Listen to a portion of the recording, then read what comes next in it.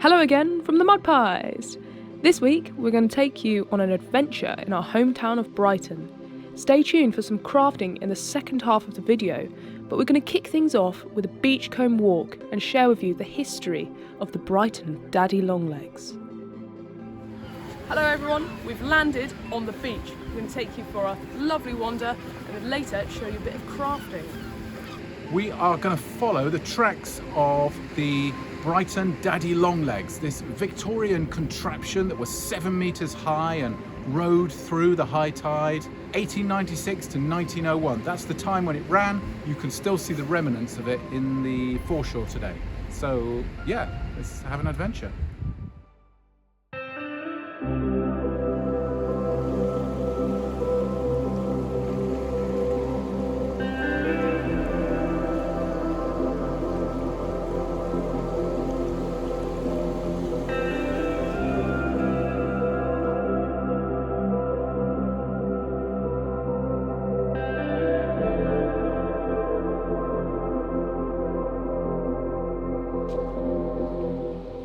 So here we've got some of the blocks that are into the bedrock on the foreshore that the tracks would lay on. You can just see they're getting pulverized here down by the sea, but they're still here. Beauticus. And look, Josie, you can see the line of the tracks. And it's a really wide gauge is this track here. It's incredible, isn't it? To think it's going all the way through the sea.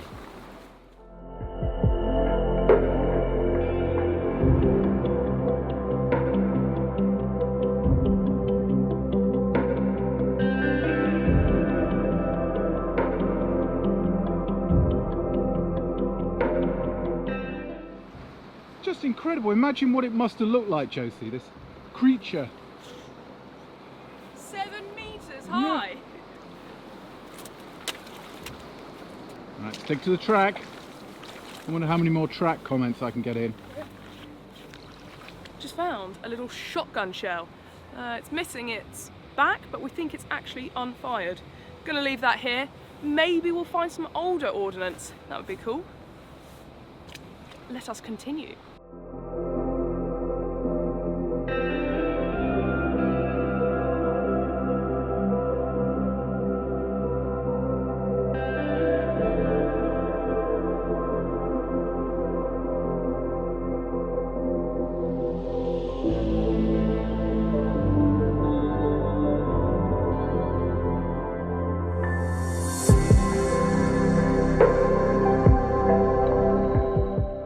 Josie?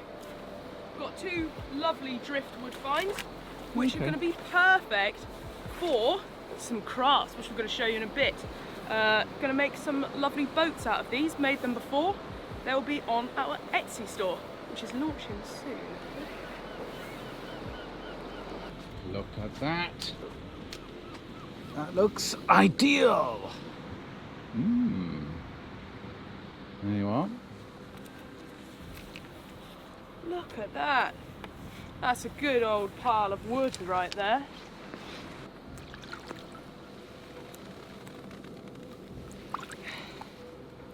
To the pile.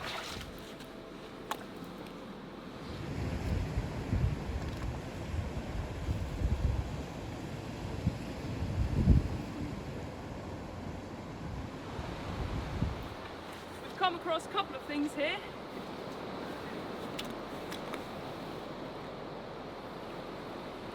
Some sort of shaped metal thing.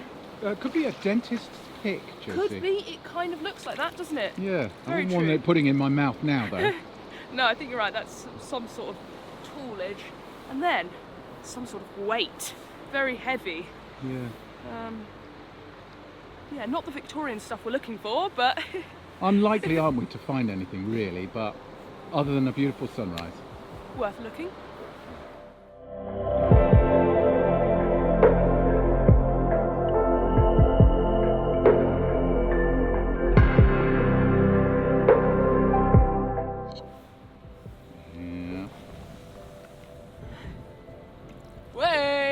Oh, well spotted. Another one joins the pile. Drone Josie in. some kind of bit of plastic for the bin. Nice little dog ball that's going in the bin. I just can't get over seeing you not without any mud on you. It's amazing. It's lovely out here, isn't it? Lovely pile of wood for the craftage. And a beautiful beach.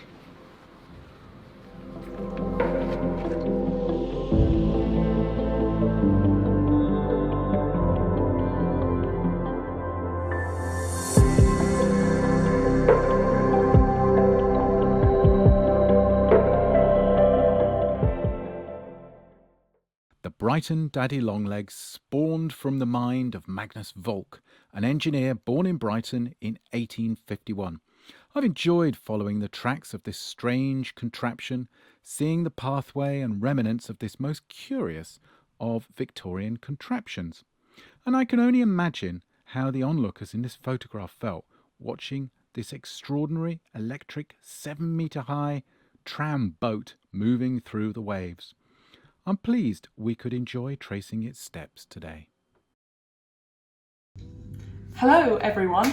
So we've had our lovely wander along the beach and now we're going to finally show you a bit of crafting. So today we are going to do some etching. Now we're waiting for the driftwood to dry out so I can show you the boats that I mentioned before. But today, like I say, you're going to enjoy some wonderful etching. Etching is the process of drawing on metal. We are using brass or copper. Today we're using copper and we use a Sharpie, very simple and easy. And you then dip your plates into an acid. That takes away layers of metal and leaves what you've drawn behind raised. So it looks pretty cool. I'm going to do a nautical theme today and I'm going to do a boat. I quite like drawing. I'm not particularly confident with boats, that's something very new for me, so I'm going to go for a simple design. I usually like quite simple anyway. I'm really into the traditional flashy kind of style, and so I'm going to try and do that with a boat today. Let's begin. Here we go. I'm going to go for this kind of clipper ship design, and I think this size fits pretty perfectly. So we're going to use this. Now, something rather strange and annoying about this process is it's really important not to touch the surface of the copper whilst you're drawing. Right, the gloves are on. We're going to give it a good clean with some wire wool and then some methylated spirits. And then it should be ready for drawing.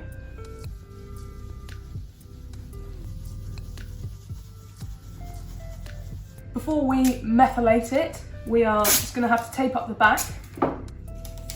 Why do we tape up the back? We must tape up the back to ensure that none of the imperfections on the underside of it get etched and ruin it. So that's what we're going to do now.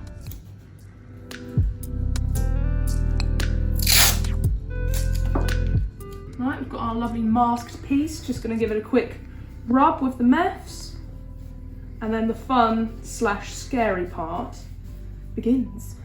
I am going to try and sketch it just ever so slightly, really lightly with my pencil, because as I said before, I'm not particularly confident with boats, but I'm going to really try and minimise that and make as little marks as possible so that they can all be fully covered with the Sharpie. We don't want any messy lineage when we go to etch it.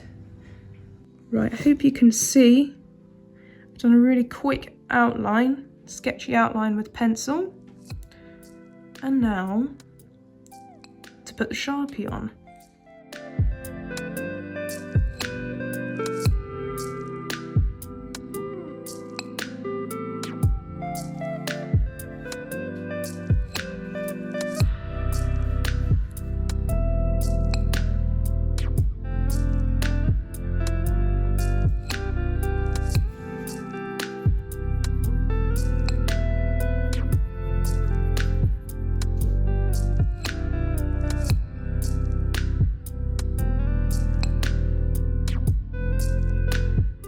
Right, Josie's done the tricky bit of doing the drawing. We're going to use this ferric chloride or copper etchant solution now to burn off the metal that hasn't been covered with a Sharpie. It's pretty awful stuff, although this stuff doesn't release harmful gases. So make sure you wear gloves and have something on your eyes. Probably a pair of glasses. Here we go. Bye-bye. Kind of get it even without touching the floor, the base. I'm gonna let that down a little Yeah. bit. Oh, there she is. It's kind of worth saying at this point that you need to dispose of ferric chloride in a safe manner afterwards. Okay, so I'm just going to drop this off at the art department. One eternity later. It's time. Get her out. Right, we're not going to get the full look, are we, yet? But No, it's gonna have some aging patinery inducing thing on there. sorry about this. Bit awkward, Josie. Bit orcs. Get it in there.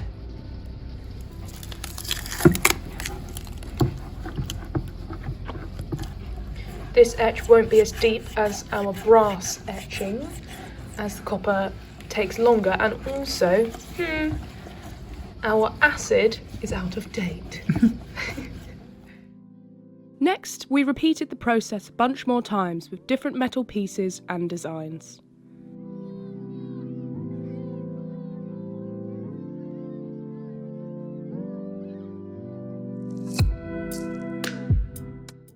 And here we have the results.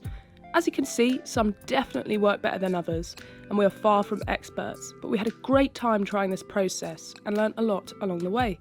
Let us know what you thought about the etching and if you'd like to see some more. It's something we'd love to try again and improve at. And we're finding old brass items regularly on our mudlarking adventures. It's a great way of breathing new life into old finds. We've got a whole bunch of exciting ideas in the way of crafts, so do let us know in the comments below if you like this style of video. Of course, we can't wait to be back, sloshing around in the mud, but for now with the virus and lockdown, we will be staying local and including some crafting more regularly. Thanks for watching everyone, and thank you to anyone who's been so kind to support this channel through Ko-fi. We've left a link in the description if anyone wishes to kindly donate to us. If you enjoyed the video, leave us a like, give us some feedback, let us know what you thought in the comments below, and of course, subscribe for videos every week. See you in the next one. Bye for now from the Mudpies.